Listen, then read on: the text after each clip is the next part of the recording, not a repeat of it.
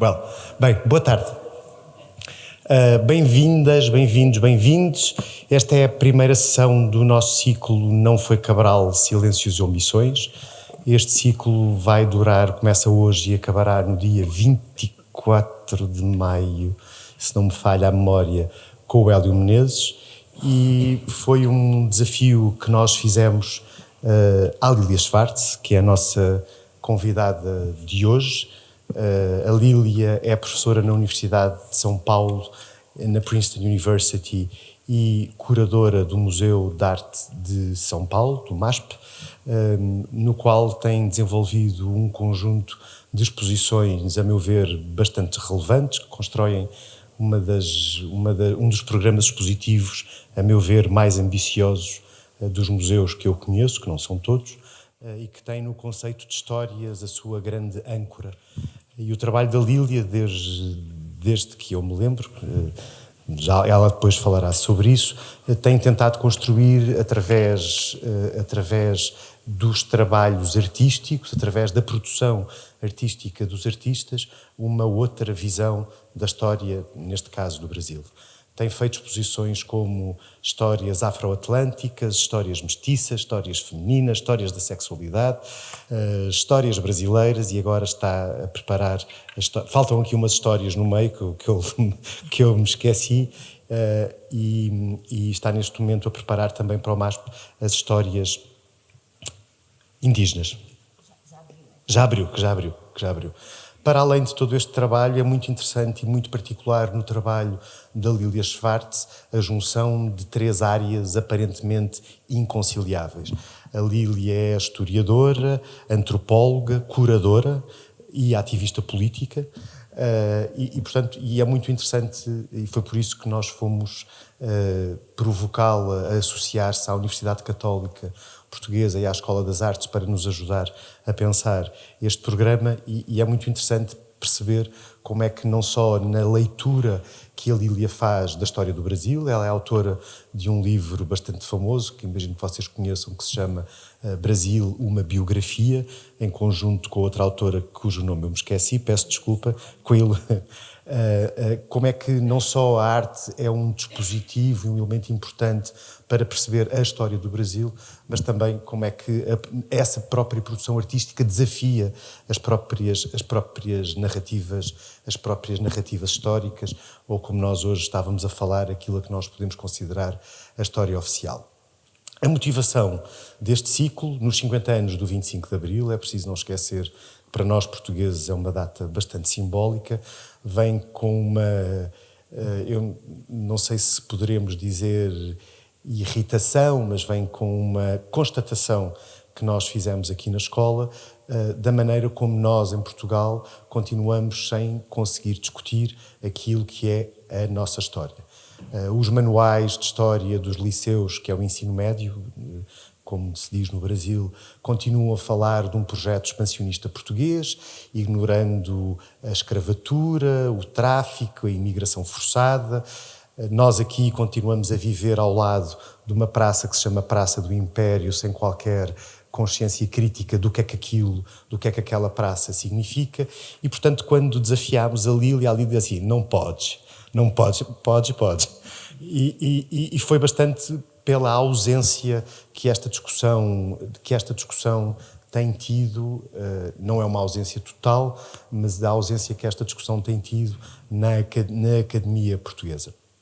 Não é a nossa pretensão, como dizíamos há bocado à Marta, que está por aí, já não sei se foi à Marta, mas não é a nossa ambição trazer nenhuma resposta a como é que agora vamos escrever a história, vamos reescrever a história, mas pôr-nos todos a pensar e a fazer perguntas quando passeamos na cidade e vemos homens em cima de cavalos e não sabemos quantos escravos é que ele possuiu, quando vemos monumentos como este que está aqui, que se chama Praça do Império, e não nos fazemos perguntas, quando olhamos para as histórias, para a história da nossa arte e encontramos maioritariamente rostos brancos, louros, de olho azul, e continuamos sem fazer perguntas. E, portanto, o grande objetivo deste encontro com artistas, intelectuais, ativistas, é pôr-nos nós aqui na Europa a fazer estas perguntas. O programa começa hoje com uma conferência da Lília bastante estimulante e fértil para nos pôr a pensar, chamadas Imagens da Branquitude. Como eu vos disse, todas as semanas teremos artistas. Para a semana será o Denilson Baniua, depois será o Dalton Paula, o Flávio Cerqueira, o Ayrton Heráclito, o Flávio Gomes, e depois acabará no dia 24 de maio com o curador Hélio Menezes, que curou a última Bienal de São Paulo. O ciclo não termina no dia 24 de maio, mas tem um último momento muito intenso na nossa Summer School, também chamada Não Foi Cabral, que será um momento muito importante para a Universidade Católica aqui no Porto, em que vamos receber uma exposição curada pela Lília, pelo Jaime Laureano e pelo Flávio Cerqueira Gomes, estou sempre a trocar os Flávios, chamada Enciclopédia Negra. Vai ser um momento muito importante e do qual nos orgulhamos muito e ao qual agradecemos à Lília. Foi uma aventura trazer a Lília. Andamos há 3 anos atrás dela, porque ela não podia sair do Brasil antes do Bolsonaro ser derrotado, mas para o nosso bem de todos, o Bolsonaro foi derrotado e a Lília já tem autorização para viajar e é uma alegria, mas ele não. O Bolsonaro não pode viajar, mas a Lília pode viajar. E Lília, obrigado por ter atravessado 8.000 quilómetros e por acreditar no nosso projeto. Obrigado aos meus colegas que me ajudaram e que nos ajudam, não vou dizer o nome deles todos, e bem-vinda.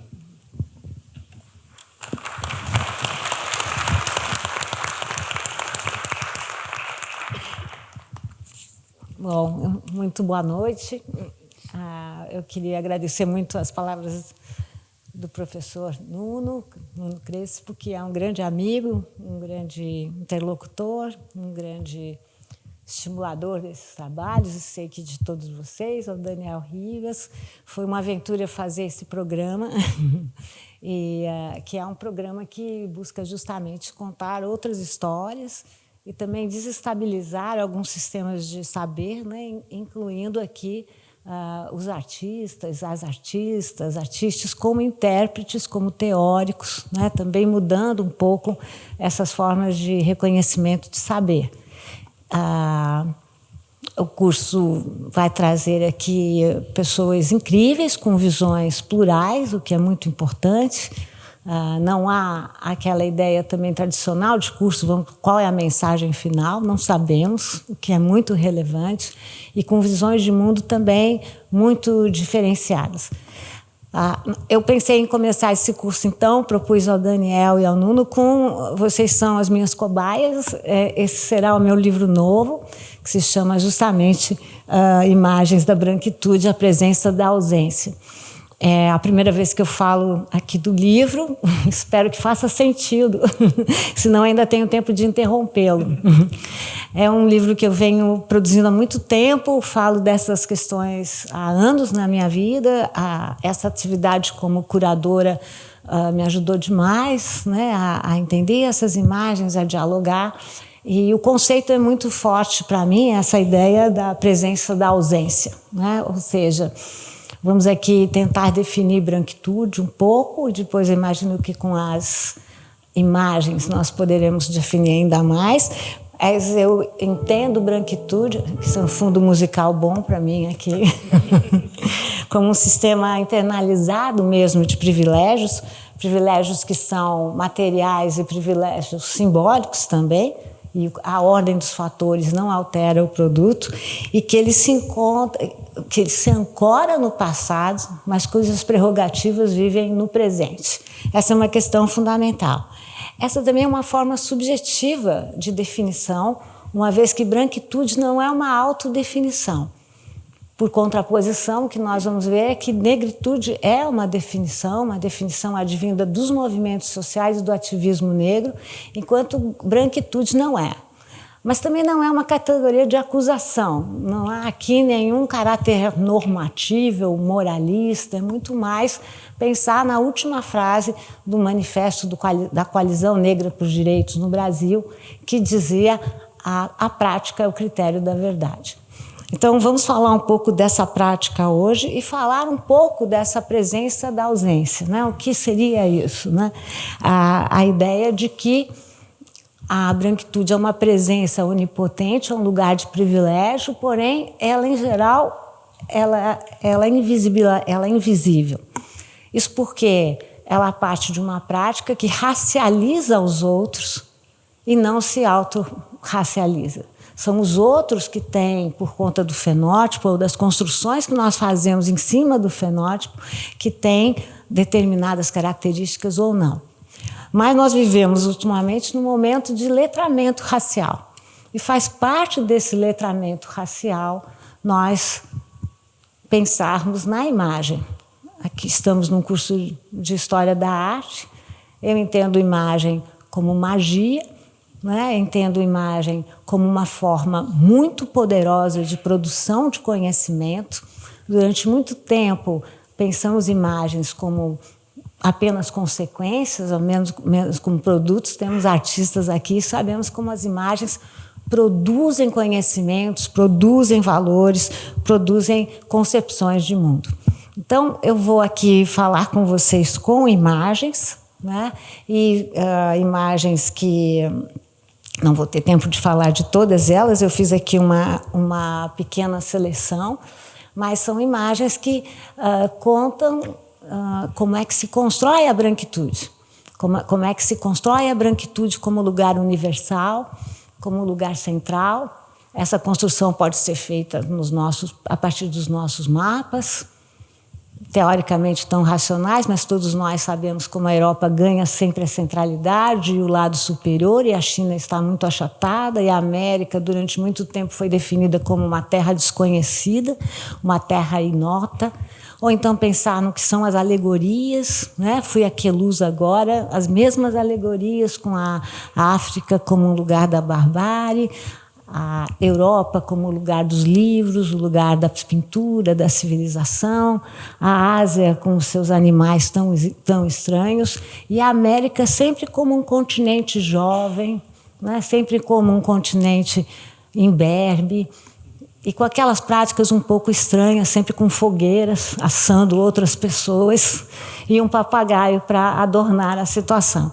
Então, nós podemos falar disso, podemos falar de sapatos, podemos falar de tantos amas de leite, mas nós vamos falar, sobretudo, de nacionalismos, da produção do nacionalismo, e vamos falar de sabonetes, ou seja, o que significa, o que foi, na prática do Império, a introdução da ideia de sabonetes, com um sentido, por isso que eu falei que a branquitude é um lugar material e simbólico, com um sentido de branquear as pessoas, né? Ou seja, limpar as pessoas.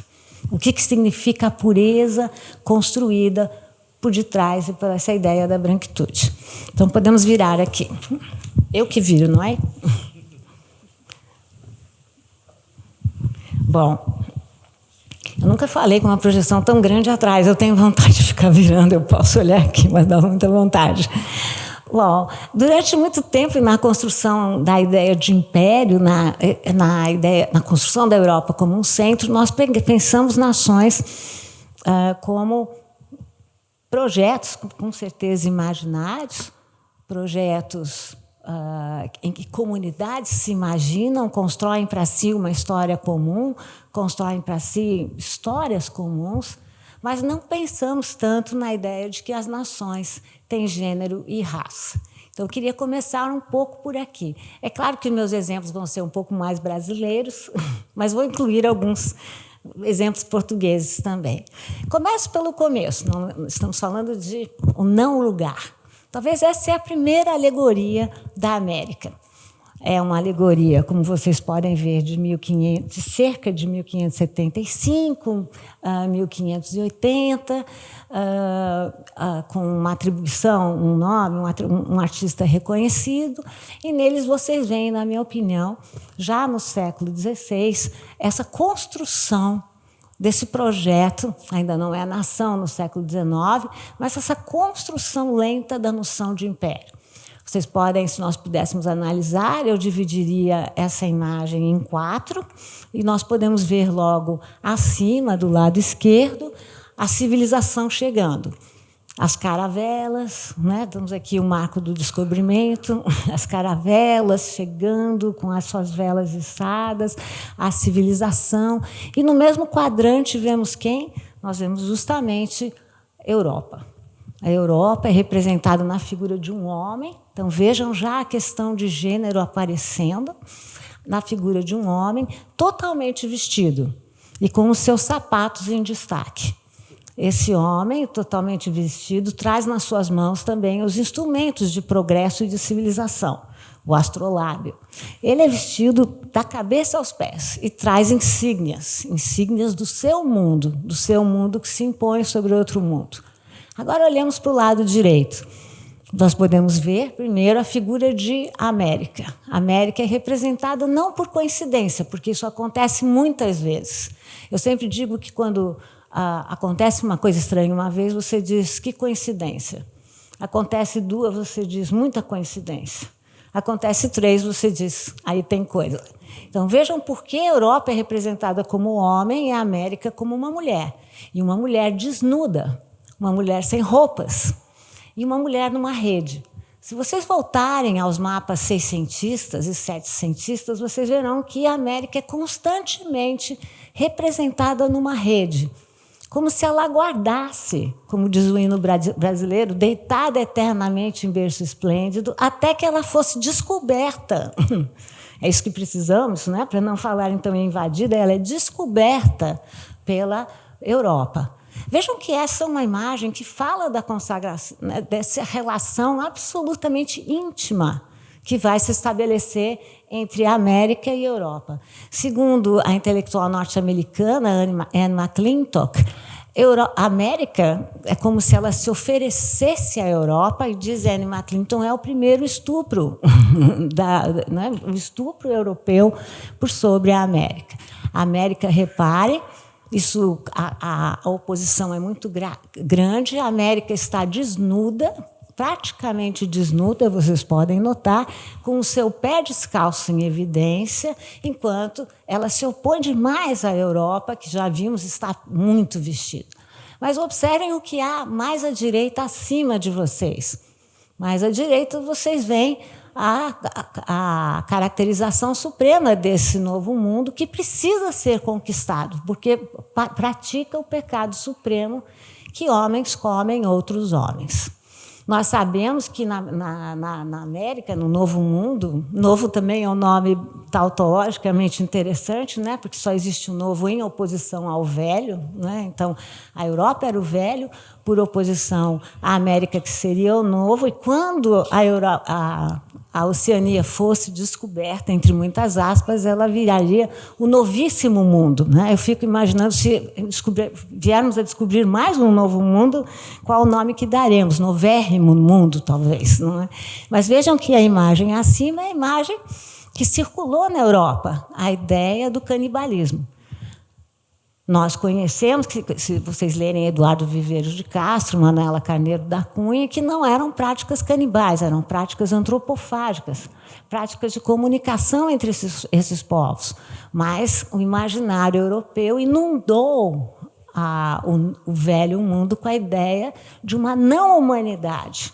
Uma humanidade, portanto, que merecia ser conquistada. E por isso que a América, uma mulher, se oferece para a conquista. Eu vou dar um salto aqui. Vamos olhar essa imagem, que é uma imagem brasileira do Pedro Bruno, chamado Pátria. Já estamos no pleno contexto do imperialismo, estamos falando de 1919.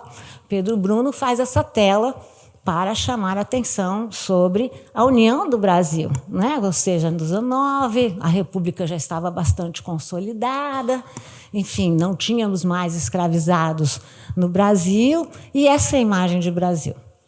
Parece a Suíça, não é verdade?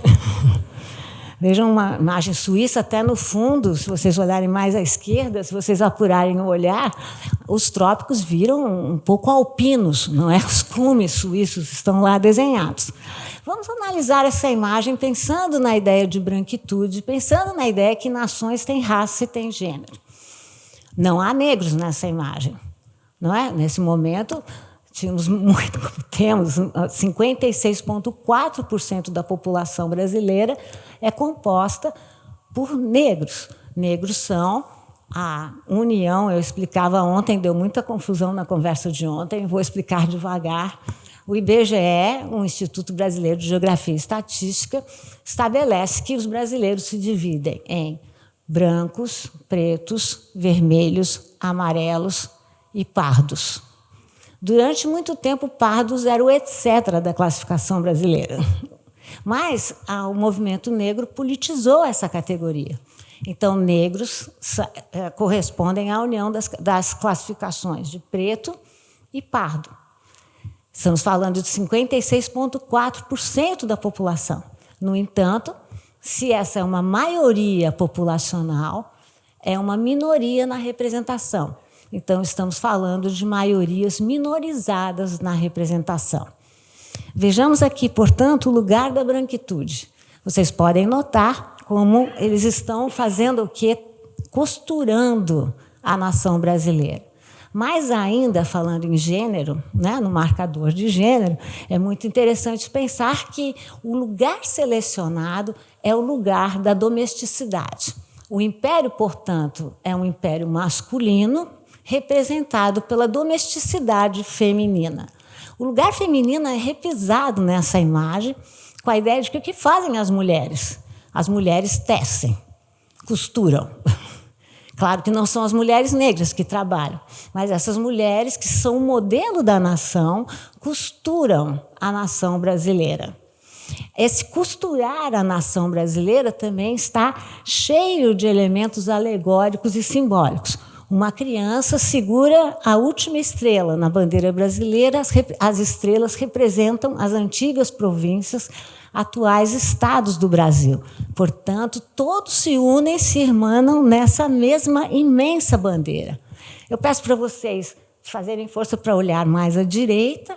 Não é má qualidade da imagem, é a tela mesmo. Vocês podem ver um homem. Conseguem ver? Esse homem representa o império que vai se apagando.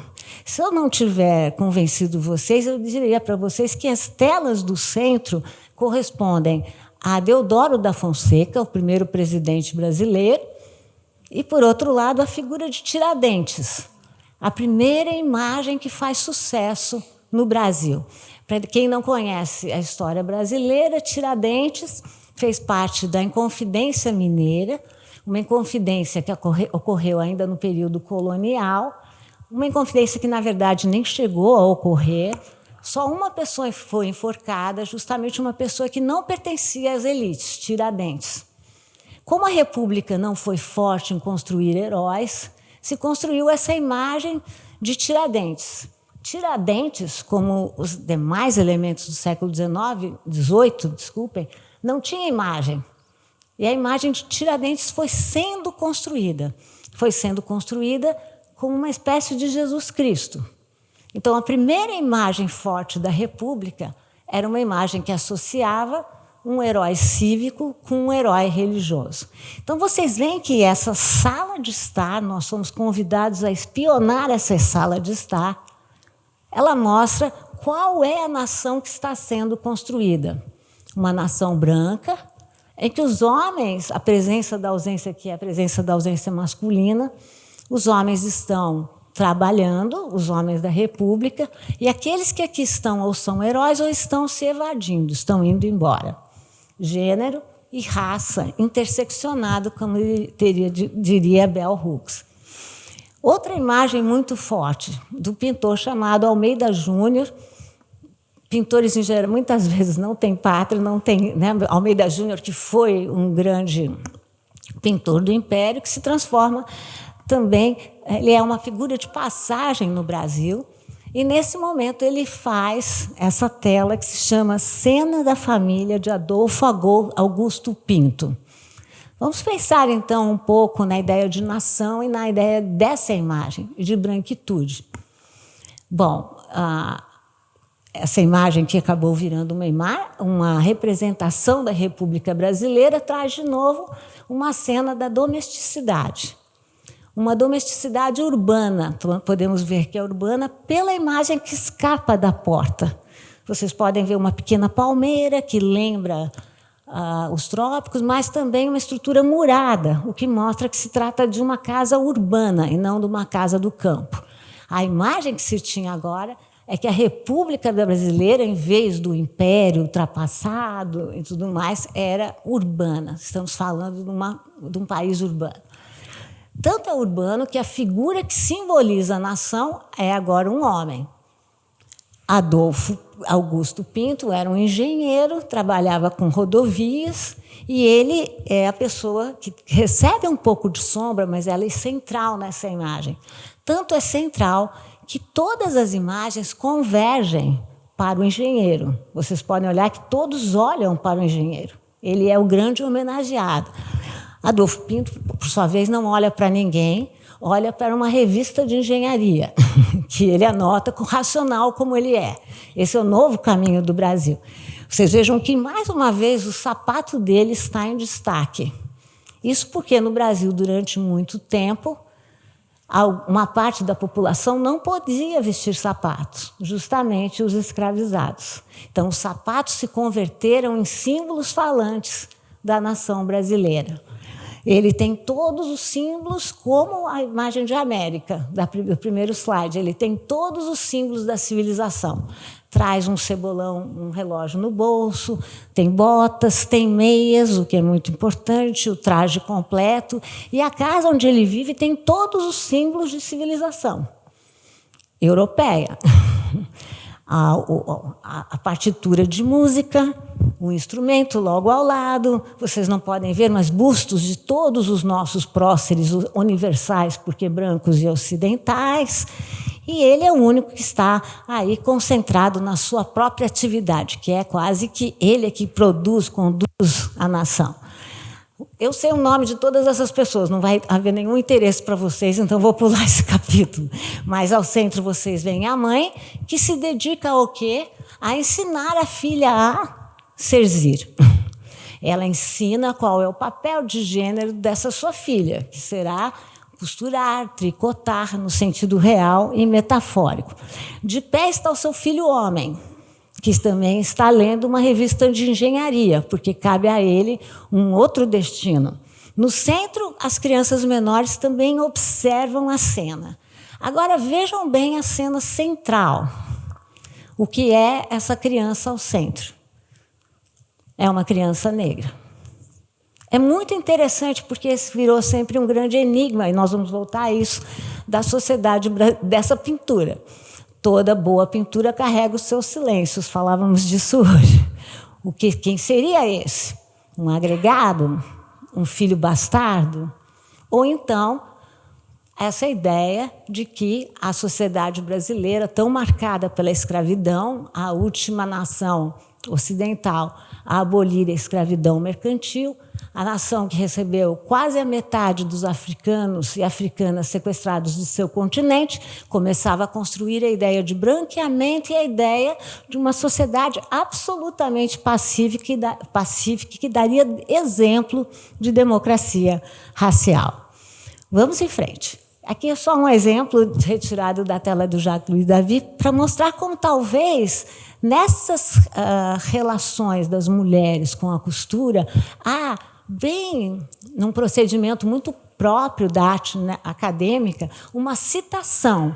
Porque se vocês forem olhar essa tela, que se chama Os Lítores do grande Jacques-Louis David, né, o grande mentor, o grande líder da colônia de artistas franceses de Napoleão, vocês têm essa tela chamada Os Lítores devolvendo a Brutus os corpos de seus filhos. Vocês veem Brutus, que está do lado esquerdo de vocês, com um olhar muito claro. A situação é essa: o filho de Brutus teria traído a nação. Então, o que vocês estão vendo é a chegada dos pés do filho. O pai não se comove, porque, apesar da sua dor, o que interessa a ele como homem é a nação. E já as mulheres se descabelam. Ou seja, as mulheres, elas sofrem, elas choram, a pátria não é mais do que elas, portanto, elas não podem dirigir a pátria. E logo do lado direito de vocês, abaixo, não sei, acho que o meu cursor não está indo, está. Vocês veem uma cesta de costura deixada do lado com uma tesoura. Então, esses são elementos para que a gente vá pensando junto. Ai, desculpe, a qualidade não ficou tão boa. Mas essa tela é talvez uma das telas mais conhecidas atualmente no Brasil. Essa tela contempla a sua própria maldição. Ela foi feita originalmente por Brocós, que era um artista espanhol da Academia, ainda Academia Imperial de Belas Artes, depois Academia Nacional de Belas Artes, nessa dança dos nomes. Foi feita em 1895 e ela se chama A Redenção de Cã. Não sei se vocês lembram dessa passagem bíblica, né? Ou seja, Cã é o filho de Noé que ri quando encontra o seu pai ébrio, bêbado, e porque ele riu, ele é condenado a andar sem eira nem beira, sem destino, e ele é negro, ele é da cor dos negros. Vejam que aqui vocês têm uma narrativa ao revés. Brocós quer explicar o contrário. Não é uma maldição, mas é uma bendição. À esquerda, vocês veem uma mulher negra, muito negra, da cor de ébano, não terei tempo de desenvolver, mas há toda uma releitura das santas de pau negro, de ébano, na figura dessa avó, que olha para os céus num sinal de que um milagre aconteceu. Ela levanta as mãos, ela tem o seu corpo todo coberto, diferente de uma fatura do Delacroix, por exemplo, não é verdade, que faz um voyeurismo com o corpo negro, a ideia de que ela já está se civilizando, e ela olha para os céus num sinal de milagre. A roupa dela é um pouco suja, vocês não poderão ver, mas vão ter que acreditar em mim, ou então podem ir ao Museu Nacional de Belas Artes para comprovar. Ela está descalça. Reparem também no chão. Ela pisa por sobre um chão não pavimentado. Agora olhem, levem um olhar para a direita. Vocês verão o pai de família, o pater familias. Ele, uma pessoa branca, orgulhoso, ele dirige o olhar para o seu filho ao centro.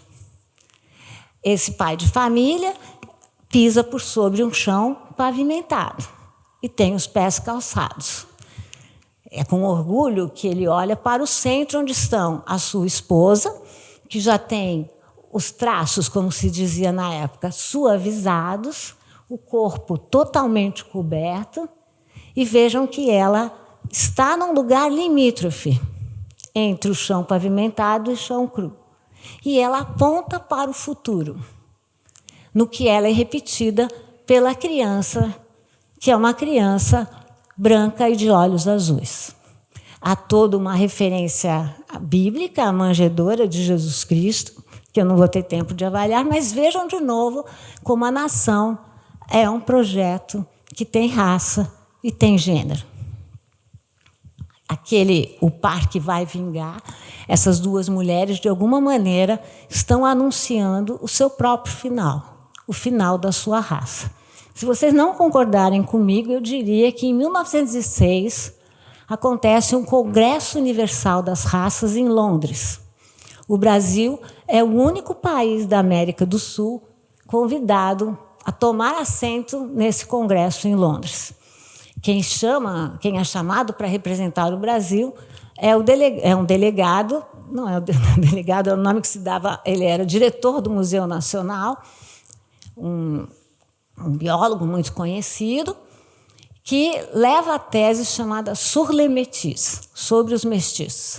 Nessa tese, que ele leva ao exterior, ele diz que em 3 gerações, pelo efeito social ou da natureza, pela guerra entre os mais fracos e os mais fortes, o Brasil seria branco. Portanto, estávamos em 1900, nessas alturas, o Brasil seria totalmente branco. Vamos dizer que João Batista Lacerda não era muito bom de previsões, mas tudo bem. Vamos conceder a dúvida a ele. E ele estampa no folheto que traz a tela do Brocós. Então, ele estabiliza um significado.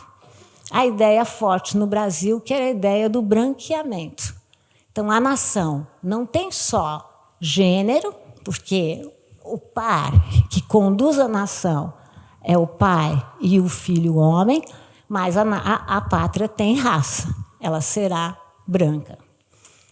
Bom, aqui não preciso comentar demais com os colegas. O modelo salazarista, um modelo que vai, eu estou dando saltos, porque não tenho tempo de fazer isso cronologicamente, mas que modelo é esse de nacionalidade? Vocês veem aqui a lição de Salazar, a mulher dentro da lareira, o que eu acho muito interessante. Então, é quase uma metalinguagem do trabalho da mulher na cozinha e tudo mais. O pai, com a representação do trabalho, as crianças felizes e o slogan Deus, Pátria e Família, a trilogia da educação nacional. O par, óbvio, para isso é a imagem de Getúlio Vargas, também num contexto semelhante. Getúlio Vargas, que mostra essa professora, uma professora totalmente ocidentalizada, vocês podem ver, ensinando o que é o Brasil para a nação, uma nação que vai se branquear. Mas é claro que esse também é um contexto mais conturbado, ainda teremos tempo de falar, que é o contexto do mito da democracia racial, da construção do mito da democracia racial. E o Brasil, que estava a um passo de políticas de apartheid social, se inventa, nos anos 1930, como a nação da democracia racial. Getúlio Vargas cria várias datas nacionais, o Dia do Trabalho, o dia do seu aniversário e o dia da raça. E é um pouco essa projeção que começa a acontecer. Mas eu quero usar outros exemplos para falar com vocês sobre outros elementos, outras alegorias, outros fetiches, né? Porque a ideia do império é uma ideia carregada de fetiches. Fetiches fortes para pensar nessa presença da ausência. O grande fetiche é o sabonete, né? O sabonete é um produto que vai fazer grande sucesso, sobretudo na Inglaterra, do final do século XIX, do começo do século XX, e, sobretudo, ele tem duas grandes marcas. Uma delas é a Vinólia, que também trabalhava com pastas de dentes que branqueavam de tudo um pouco. Vocês estão vendo aqui a Royal Vinólia. Não vou falar tanto das pastas de dentes, mas vejam já a ideia do homem branco com o copo transparente, o espelho como um grande fetiche da branquitude. Ele nos apresenta a pasta de dente branqueadora por sobre essa pia imaculadamente branca. Mas o grande, além da Vinólia, outro grande produtor era o Sr. Pierce. O Sr. Pierce era um comerciante que percebe como os sabonetes se transformariam num produto altamente lucrativo. Então, ele investe pesado na imagem dos sabonetes, né, do Pierce Soup, que ele vai explorar.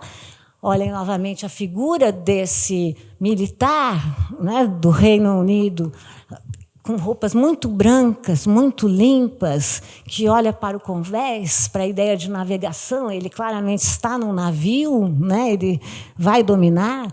Vocês vejam logo abaixo, do lado esquerdo, o navio com os produtos, né, que vêm civilizar os gentios. À direita, vocês veem os gentios sendo catequizados, sendo civilizados. E essas imagens e o produto fará imenso sucesso nesse momento, associando a ideia do sabonete à ideia do império, da brancura e do gênero. Essas são imagens. Pierce fará esse sucesso todo e a razão do sucesso aumentará a sua propaganda. Então, vocês podem ver do lado esquerdo, essa imagem, eu sempre brinco que é uma espécie de um nativo universal, né? Que pode ser um nativo de qualquer lugar, um nativo da América, um nativo da África, e ele está à beira do mar. Vejam de novo a ideia da paz: não há guerra, não há conquista, não há violência, e ele recebe, né, esse produto que vem do velho mundo nos caixotes, e vocês podem ver os sabonetes Pierce.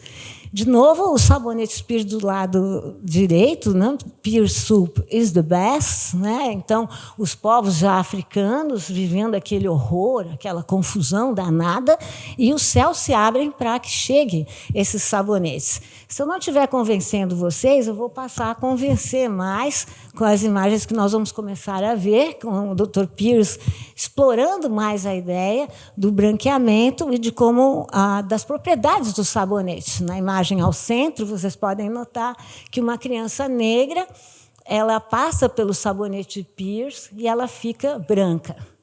Pensem real e metaforicamente o sentido violento dessas imagens. Né? Pensem no que significa esse tipo de imagem, na associação das pessoas negras aos macacos, na associação da boneca negra com a boneca branca. Se vocês olharem a imagem de esquerda, do lado direito de vocês, novamente vocês verão essa oposição entre sem sapatos e com sapatos, sem meias e com meias, e essa ideia de que a branquitude se oferece também com o fetiche da mercadoria.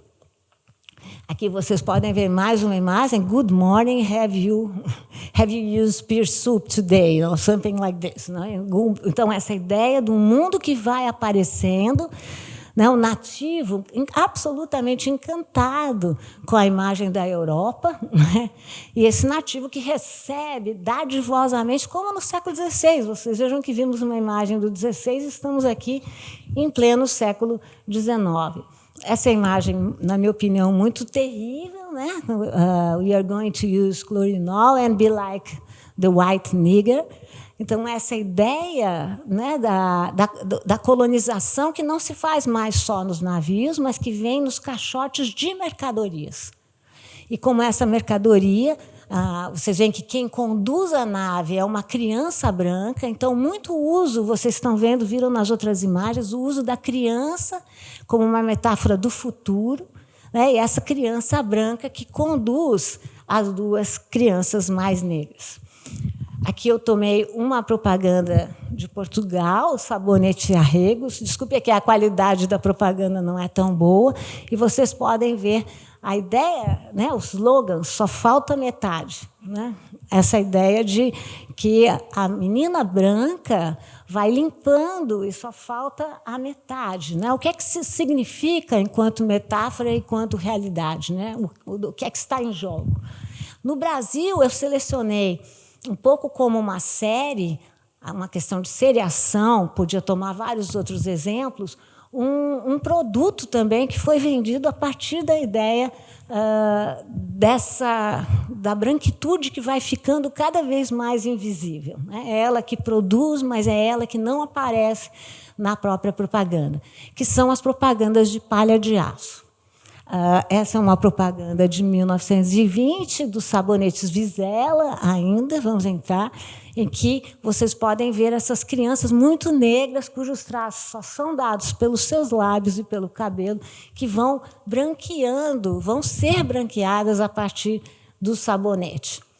Essas imagens também terão tremendo respaldo na ideia de palha de aço. Eu não sei como vocês chamam aqui em Portugal, palha de aço, né? Mas a palha de aço foi muito no Brasil associada ao cabelo das pessoas negras. Vocês vejam essa propaganda chamada Crespinha, né? A queridinha do Rio está agora em São Paulo, a Crespinha. Eu explico, mas aqui não vai ter muito interesse, porque essa relação São Paulo e Rio. E vejam quem é a Crespinha, né? Essa ideia do cabelo, essa ideia da associação da limpeza. Eu gostaria que vocês fossem juntando esses elementos todos, através e por meio da imagem. Essa é uma campanha da palha de aço Assolan, né? São crianças brancas, mas cujo cabelo é feito com a palha de aço e com depois uma criança negra bem à frente. Associação, de novo, com essa ideia de crianças, de nascimento, até vincularmos a Crespinha com o Bombril, né, um produto que, muito recentemente, no Brasil, mudou essa associação com as populações negras. Aqui vocês têm um ator que fazia todas as propagandas da Bombril, mas quando, muitas vezes, ele se veste de negro. E uma última propaganda mais recente, né, em que vocês podem perceber a associação que vai sendo realizada entre o cabelo e a própria palha de aço.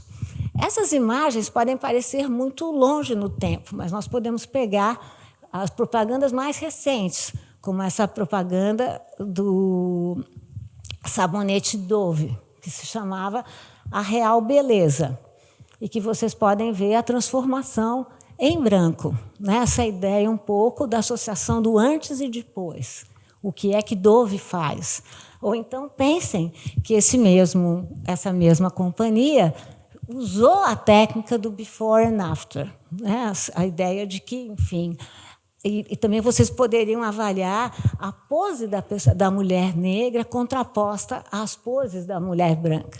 Essas são imagens perversas, essas são imagens duras, que mostram como a pátria tem raça e tem gênero. Eu termino essa associação aqui com essa imagem produzida pelo MEC no contexto do governo Jair Bolsonaro, o Ministério da Educação e da Cultura. Eu pergunto a vocês se há algo de estranho nessa imagem para vocês. Uhum. Vejam bem o que acontece nessa imagem e lembrem da imagem que nós vimos, tanto da imagem da América, com o gesto da indígena que estende a sua mão, lembram disso? Como a imagem da redenção de Cã, a mãe que aponta para o futuro. E pensem nessa imagem. Essa é teórica... Diga. Então, é disso que nós vamos falar. Exatamente disso. Temos aqui a imagem de uma pessoa negra, e vejam que essa propaganda, desculpe, eu obliterei, deve ser um ato falho meu, mas a propaganda é de 2020. Então, nós temos a imagem, é uma propaganda do ProUni, um cursinho, enfim, muito importante. Nós sabemos a relevância da entrada das populações negras na universidade. É com orgulho que eu digo que no ano passado foi a primeira vez que temos mais alunos negros na universidade pública do que alunos brancos. Então, a propaganda em si é muito meritosa. Mas, se vocês olharem bem, a modelo é uma modelo negra muito bonita, que sorri com um diploma. A sua mão esquerda, que traz o anel da aliança, ela é negra. E já a mão direita, que carrega o diploma, é branca.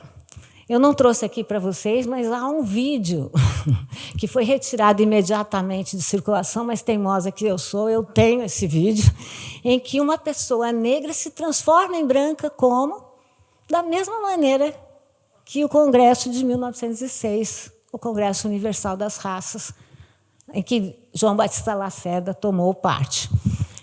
A arte sempre é uma antena muito poderosa, não é? Então, eu trago aqui essa imagem do Rafael Escobar, um artista contemporâneo, que usou os sabonetes de uma forma totalmente distinta. Ele trabalha com essa ideia, essa é uma peça, é uma obra...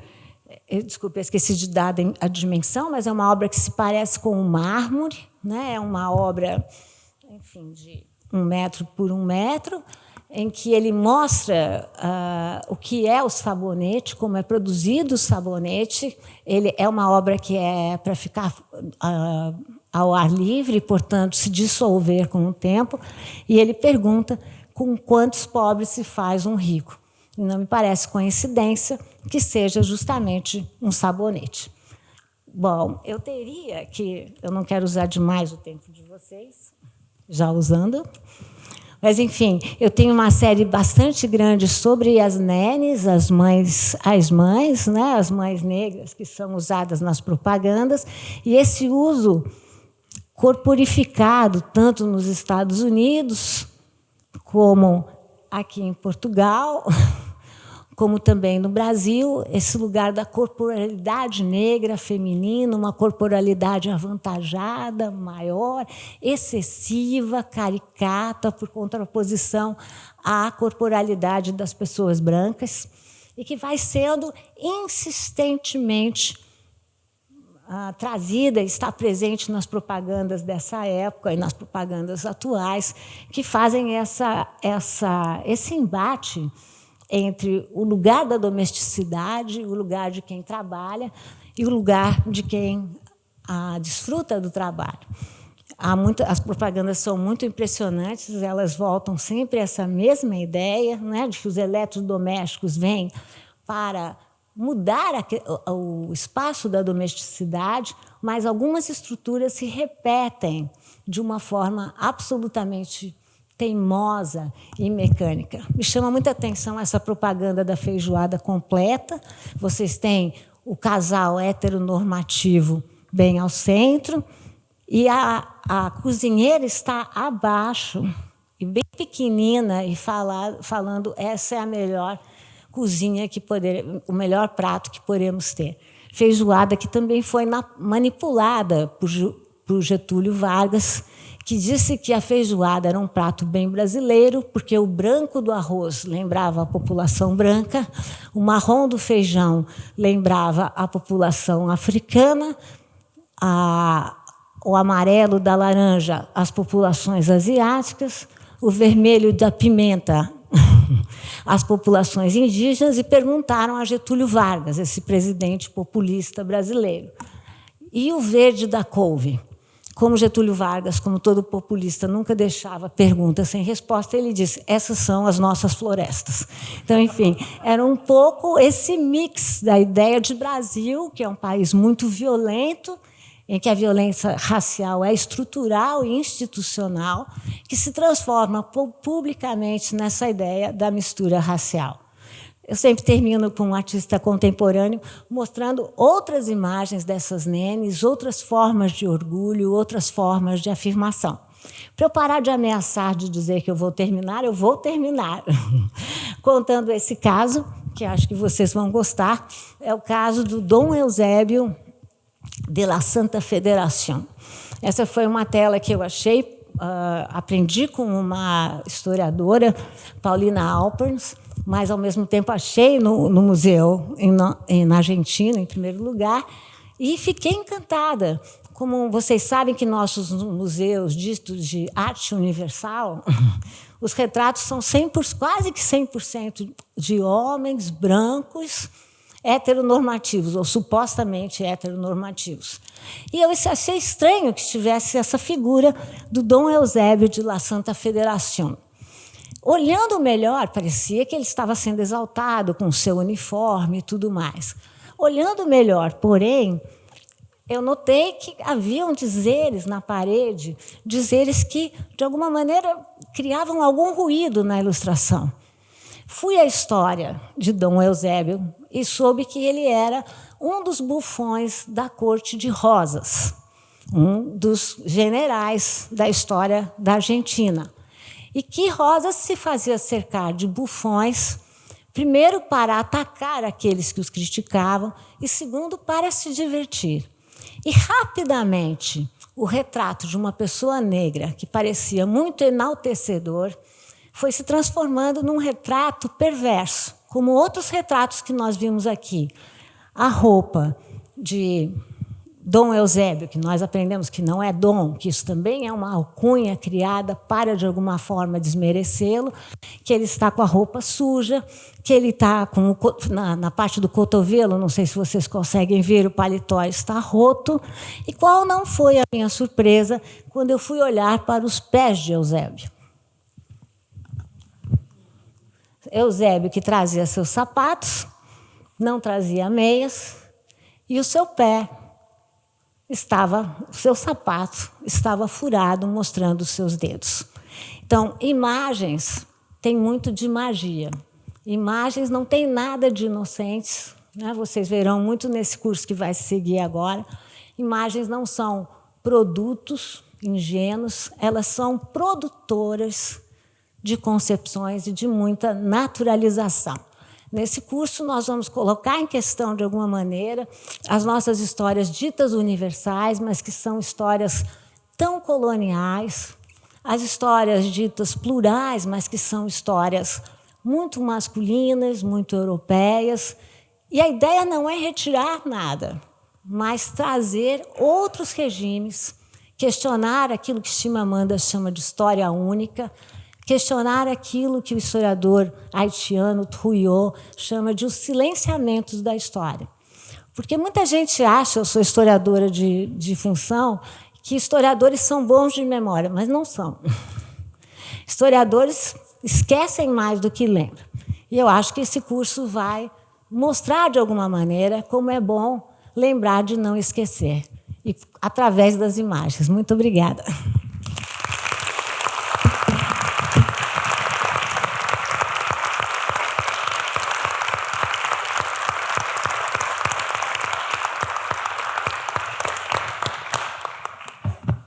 Obrigado, Lília. Sim, não sei se alguém que... Obrigado por esta viagem assim bastante perturbadora, não é? É muito impressionante a maneira como nós passamos por estas imagens e elas estão de tal maneira naturalizadas que precisamos de uma Lília Schwartz estar sentados a chamar-nos a atenção para percebermos o horror que está inscrito nelas e do qual não nos apercebemos. É muito impressionante. Mas eu tenho falado bastante com a Lília e se calhar começava por perguntar se alguém tem alguma pergunta.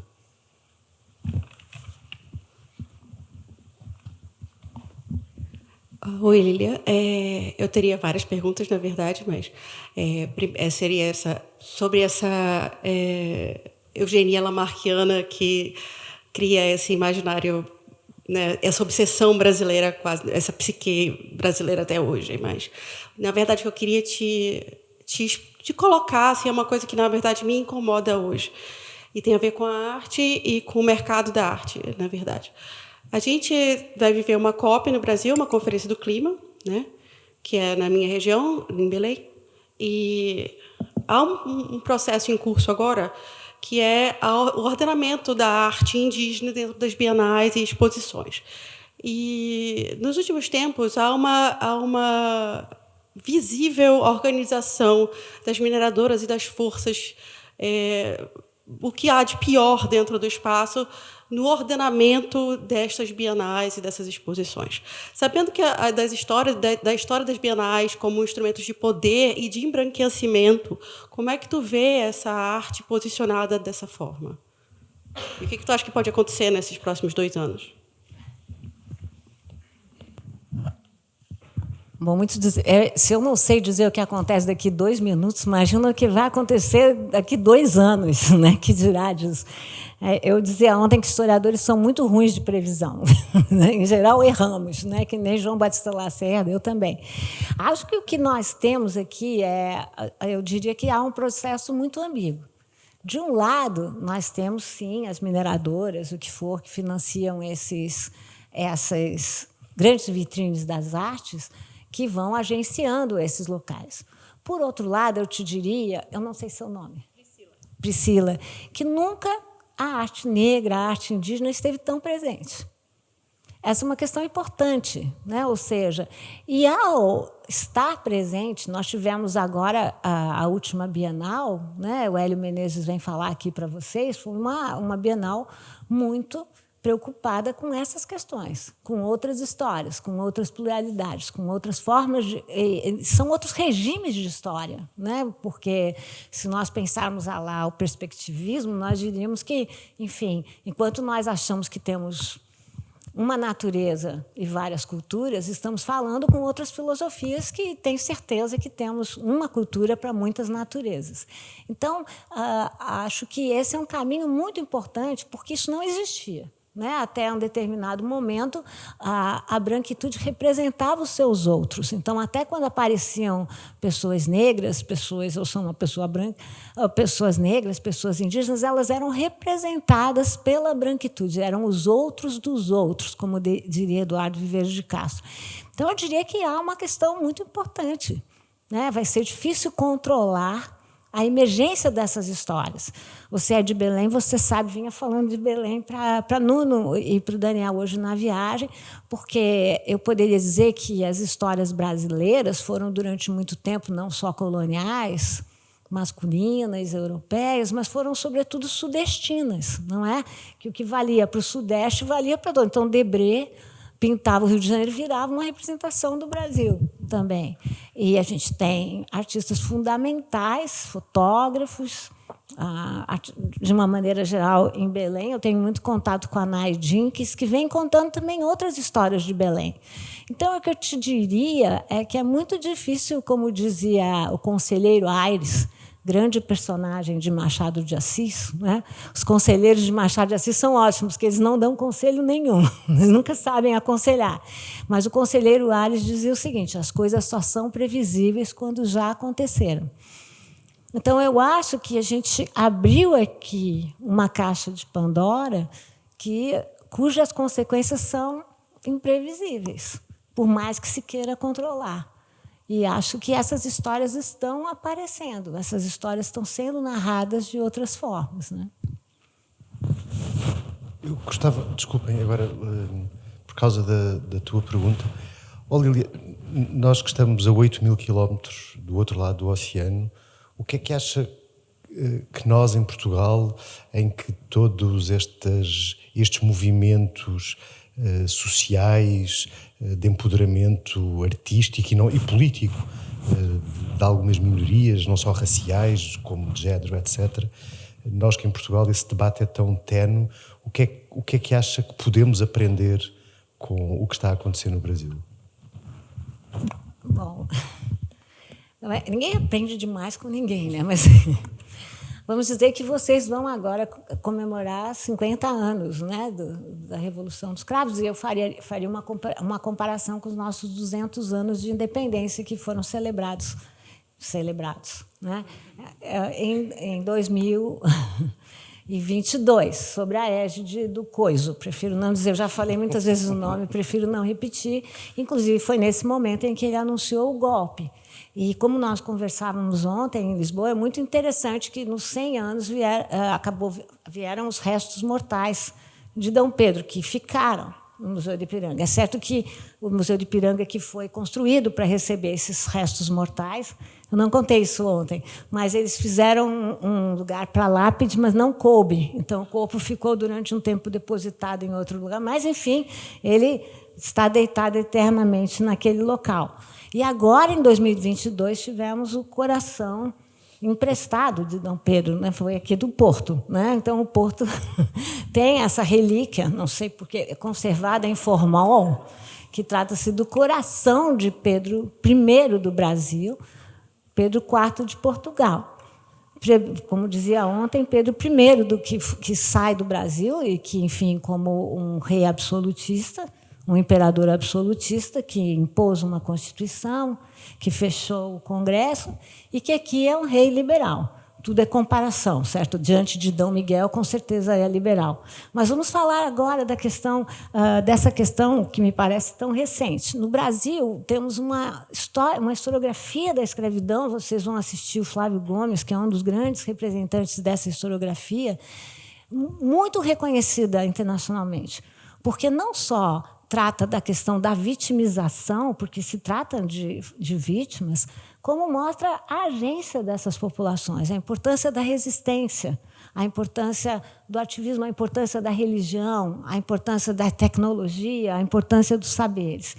Essa escravidão tem imensa influência no Brasil, a começar pelo termo escravizado.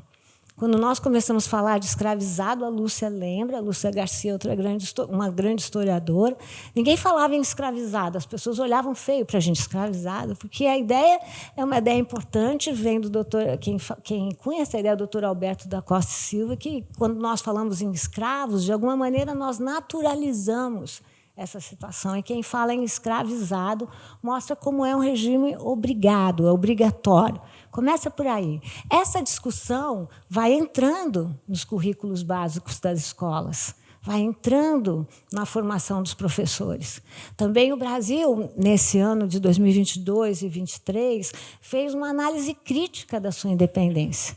Ou seja, por que só falar de Pedro I às margens do Ipiranga? Por que não pensar em outras independências, na Bahia, em Belém e no Piauí? Por que não falar da participação do povo nessas independências, ao invés de falar, sobretudo, num contrato? Isso vai criando longe de parecer que o Brasil é um paraíso, mas esse debate vai tomando muita forma no Brasil, talvez por conta disso, porque estamos falando de populações que são maiorias numéricas, minorizadas, né, como eu disse na representação, e que teve no debate de cotas a sua questão, a ponta do iceberg. Eu não acho que resolve, mas foi uma questão política no Brasil muito importante, tardia no Brasil. Cotas são políticas provisórias que partem do suposto que não existem o conceito de mérito ou de universalidade em países profundamente desiguais, como é o caso do Brasil. E que, portanto, é preciso desigualar para depois poder igualar. Essas políticas que vinham juntas com políticas de autorreconhecimento e de auto-orgulho fizeram tremenda diferença no Brasil. Coisa que eu sinto muita dificuldade ainda, não é? Aqui em Portugal, desculpe falar se as pessoas... Mas o tema da escravidão, quando falamos aqui, as pessoas sempre me dizem, mas isso é coisa dos brasileiros. Foram os brasileiros que traficaram. Como? Vamos fazer uma conta, não é? Podem ter traficado também, mas não traficaram sozinhos. Ou quando vamos discutir a independência, né, a questão de que o Brasil pagou pela sua independência, as pessoas não pagaram. Ou quando vamos falar aqui mesmo de questões de preconceito, de racismo, como essas são questões ainda muito traumáticas. Eu não quero tratar disso, mas sabemos o que foram as guerras coloniais em Portugal, como elas são recentes, como muitas pessoas estão vivas e quais são as marcas desses traumas. Mas a pior coisa para um trauma é o silêncio. Eu acho que a melhor maneira de lidar com o trauma, tanto individual como coletivo, é falar sobre ele. Dialogar na sua ambiguidade, na sua contradição e nas suas dificuldades. Né? E nós falamos pouco, é verdade. Gabriela. Tudo bem? Eu sou a Gabriela, eu sou de Belém também. Belém está bem representado aqui. Eu queria te pedir para tu falares um pouco da tua opinião sobre esse conceito de branquitude relativa. Vou explicar por quê. Não é justamente por ser de Belém. Eu achei muito interessante que começou a palestra com a imagem da América, que é a primeira imagem que eu usei na minha pesquisa, que inclusive é uma América branca, que é bem inverossímil. Assim como o André de Chauvet, quando relata as Amazonas, do descobrimento do Rio das Amazonas, ele coloca, primeiro que chamam de Amazonas, não é, para as Icamiabras, para as indígenas, e retratam como mulheres brancas, o que seria, né, impossível dentro da Amazônia. E eu achei muito interessante que, respondendo para a Priscila, tu falaste que tu és uma mulher branca. Não é? Como numa outra vez a Priscila também fala, eu sou uma mulher branca da Amazônia. Em Belém, eu sou uma mulher branca. Fora de Belém, eu não sou uma mulher branca. Não é? Como brasileira do Sudeste, eu acho que já passaste por algumas situações também, que no Brasil é uma mulher branca, na Europa, nos Estados Unidos, né? Então, existe essa branquitude que ela é muito relativa. Num lugar eu tenho esse privilégio e no outro lugar não. Então, queria, se tu pudesses, por favor, falar um pouco da tua opinião. Ótima questão, Gabriela. Eu vou começar esse livro com uma pequena definição. A primeira eu começo com uma definição de branquitude, e um dos parágrafos fala da ideia de que é um conceito majorado, mas é um conceito relativo, porque é marcado por uma série de divisões raciais, divisões sociais, como já mencionei aqui, como raça e gênero, geração, região, classe, enfim, são todos esses elementos, eles de alguma maneira diluem, mas não diluem. Há alguma branquitude que não muda. Se você olhar bem para mim e pegar o meu sobrenome, eu dou aula em Princeton, eu continuo branca. Agora, você tem toda a razão para dizer, quer dizer, o próprio Caetano Veloso, no Verdade Tropical, em que ele diz o seguinte: eu sou um negro não tão negro, que posso ser branca, mas Gilberto Gil não. Então, acho que há relativizações e relativizações. Então, é preciso também que a gente tome cuidado com esses conceitos. Por que eu falei aqui que eu sou uma mulher branca? É porque eu estou falando do meu lugar de fala.